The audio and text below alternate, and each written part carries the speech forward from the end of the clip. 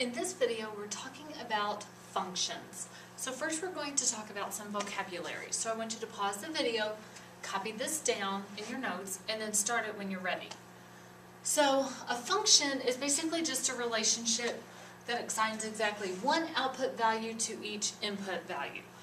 We'll get a little bit more into what this really comes out of later. That basically a function is taking an equation and putting meaning to it.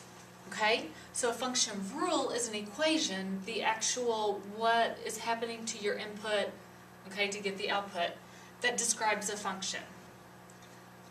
So some similarities. Go ahead and stop this and copy it down. A function rule is the same thing as an equation. Okay? And a lot of times you'll see a function rule written like f of x, which means the function of x.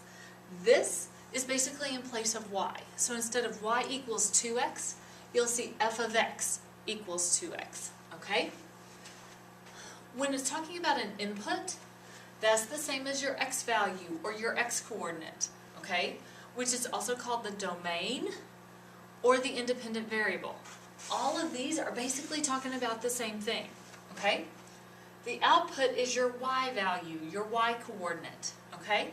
So I give you an x, put it in that equation, in that function to solve for y. I give you a domain, an x, put it in the function to solve for the range. Okay?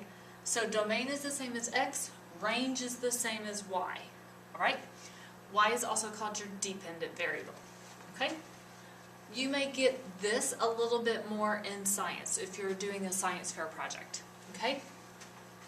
So here are some situations of functions, okay, that we've written equations using things like this, but we've said that y equals 3x plus 2 or something, okay? That a function is just kind of saying, okay, this isn't just random numbers that we're using and we're just giving you this equation to graph, okay? So your salary is a function of the number of hours you work. That as you work more hours, your salary goes up, okay? That there's a relationship between those. So it may be the salary is a function of age, all right? The distance you have walked as a function of time. So time is going to be your x value or your domain. The distance you've walked is your y, your range, okay? Up here, hours was our x, the salary is our y. Cost of visiting the fair as a function of the number of rides you ride. Okay, so the cost is our y, the number of rides you ride is our x. Domain, range. Alright?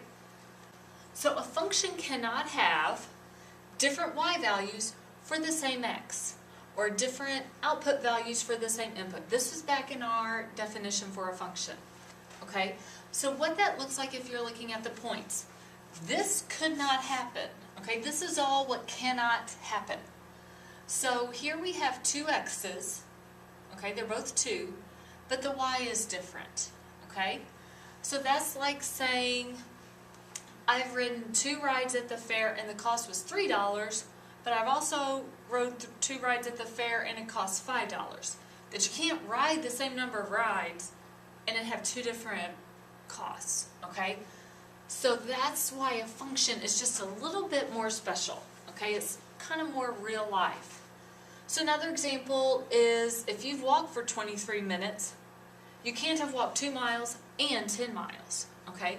That this would be 23:2, 23:10. That's not possible for walking the same amount of time and saying, oh, I've walked 2 miles and I've walked 10 miles all at the same time, okay? When you go to a graph, the points cannot be right on top of each other. So this would be 2, 3, 2, 5. Okay? That if you have points that are vertical from each other, that means it's not a function because that doesn't make sense in our real life. Okay?